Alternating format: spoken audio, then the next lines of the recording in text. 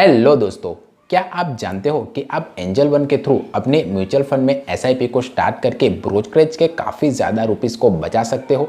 Number 2, क्या आपको पता है कि आप एंजल वन के थ्रू एक अच्छा म्यूचुअल फंड भी चूज़ कर सकते हो। अगर आपको ये नहीं पता है तो आज के इस वीडियो में हम इसी के बारे में बात करेंगे कि कैसे आप एंजल वन के थ्रू म्यूचुअल फंड में एसआईपी को स्टार्ट कर सकते हो और एक अच्छा म्यूचुअल फंड को चूज़ भी कर सकते हो। और लास्ट में मैं आपको एक ऐसी टिप बताऊंगा जिसके थ्रू आपने जो भी इन्वेस्टमेंट किया हुआ है उसके ऊपर 10 या 20% ज़्यादा अमाउंट आप गेन कर पाएंगे।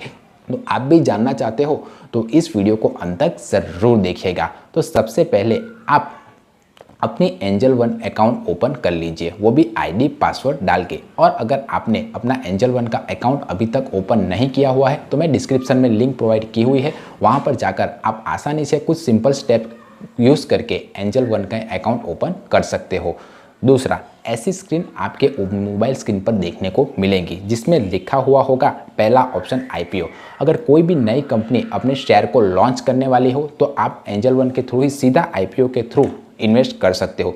दूसरा ऑप्शन है म्यूचुअल फंड, आप इस ऐप के थ्रू सीधा म्यूचुअल फंड में भी इन्वेस्टमेंट कर सकते हो। तीसरा ऑप्शन है ईटीएफ, अगर आप एक्सचेंज ट्रेडेड फंड के में डायरेक्टली इन्वेस्ट करना चाहते हो तो भी आप एंजल वन के थ्रू आसानी से कर सकते हो। इन शॉर्ट, अगर आपने एंजल वन में अकाउंट ओपन कर लिया तो आप शेयर मार्केट की किसी भी इंस्ट्रूमेंट में आसानी से इन्वेस्टमेंट कर पाओगे। तो अगर अभी भी आपने अपना अकाउंट ओपन नहीं करवाया हुआ है तो डिस्क्रिप्शन में लिंक है, आप वहाँ पर जाकर अपना अकाउंट ज़रूर ओपन करवाइए।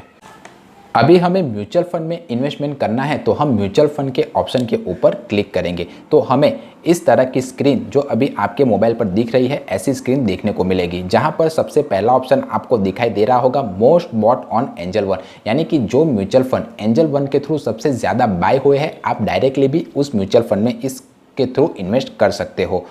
दूसरा ऑप्शन, हमें अपने क्राइटेरिया के हिसाब से ही अपने म्यूचुअल फंड को चूज़ करना है। ऐसा नहीं कि एंजल वन ने आपको बता दिया कि इस म्यूचुअल फंड ने सबसे ज़्यादा लोगों ने पैसा लगाया हुआ है तो मैं भी इस म्यूचुअल फंड में पैसा लगा दूँ। आपकी रिस्क एपेबिलिटी क्या है और आप किस तरह के म्यूचुअल फंड में इन्वेस्टमेंट करना चाहते हो, उस हिसाब से आप किसी भी म्यूचुअल फंड में इन्वेस्टमेंट करने के बारे में सोचिएगा।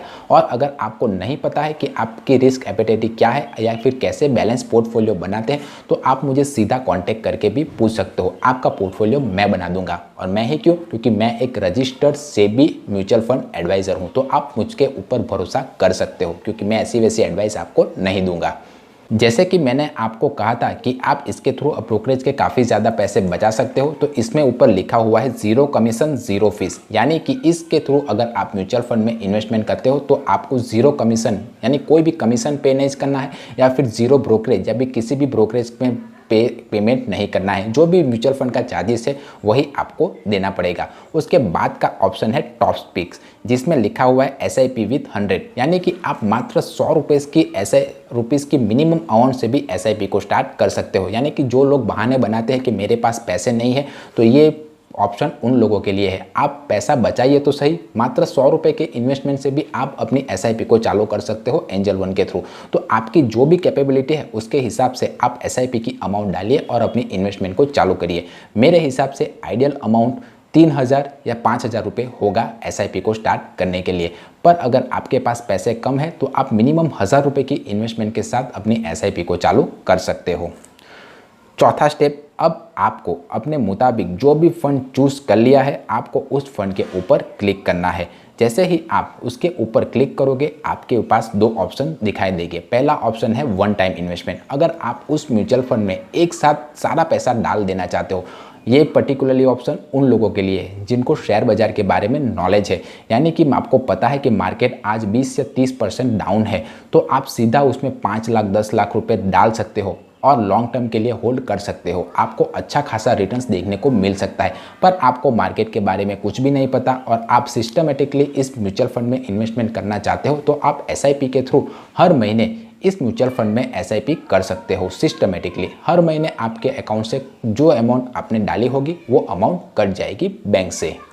उसके बाद आपको एसआईपी की डेट डालनी है, यानी कि जिस डेट के ऊपर आपकी एसआईपी की अमाउंट आपके बैंक अकाउंट से घटेगी उसकी डेट आपको इसमें फिल करनी है। मेरे हिसाब से एवरेज 1 से लेकर 15 तारीख के बीच में लोगों की सैलरियाँ हो जाती है, तो आप 15 से 20 तारीख के बीच की कोई भी तारीख आप इसमें डाल सकते हो, आपके लिए सहूलियत रहेगी।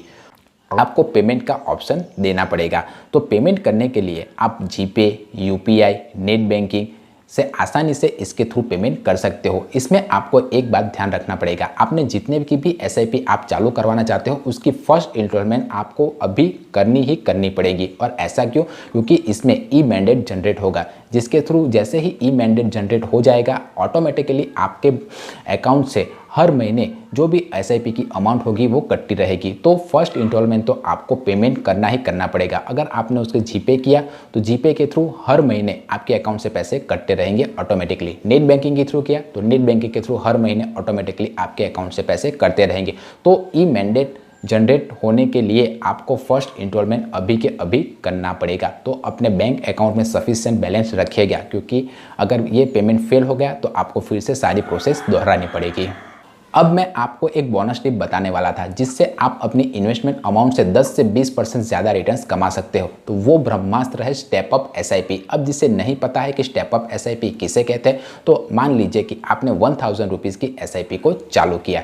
आने वाले सालों में अगर आपने 10% का स्टेप अप इंक्रीज किया तो अगले साल जो अमाउंट इन्वेस्ट होगी वो 1100 रुपये होगी, उसके अगले साल वो 1200 रुपये होगी। यानी कि हर साल 10% से हमारी अमाउंट बढ़ती जाएगी। अब उससे हिसाब से कितना फ़र्क पड़ेगा हमारी एसआईपी अमाउंट पे, हम एसआईपी कैलकुलेटर में जाकर देखते हैं। मान लीजिए कि हमने 1000 रुपीज़ की एसआईपी 20 साल के लिए 20% इंटरेस्ट रेट पर हमें मिल रही है। तो हमने जो इन्वेस्टमेंट किया हुआ है वो अराउंड 2,40,000 के आसपास होगा, जिसके ऊपर हमें जो रिटर्न्स मिलेगा वो अराउंड 29 लाख के ऊपर आसपास हमें मिलेगा। उसके बाद अगर हमने स्टेप अप एसआईपी की हुई है तो अगर हम 1000 रुपीज़ की एसआईपी 20 साल के लिए अगर 20% के इंटरेस्ट रेट पर हम करते हैं और हर साल अगर स्टेप अप एसआईपी में 10% का इंक्रीमेंट करते हैं तो हमारी इन्वेस्टमेंट अराउंड 6,87,000 के आसपास हो गई और उसके सामने हमें 44 लाख रुपीस मिलेंगे। तो ये एक ब्रह्मास्त्र है आपको जल्दी रिटर्न्स और अच्छे खासे रिटर्न्स पाने का। तो आपको ये वीडियो कैसा लगा? वीडियो पसंद आया है तो वीडियो को एक लाइक ज़रूर कीजिए ताकि दूसरे लोगों को भी ये वीडियो पहुंच पाए। अगर वीडियो में कुछ इंप्रूवमेंट चाहिए या आपके कोई क्वेश्चन या क्वेरी हो तब भी आप मुझे कमेंट करके पूछ सकते हो। मिलते हैं अगले वीडियो में, तब तक के लिए बाय बाय।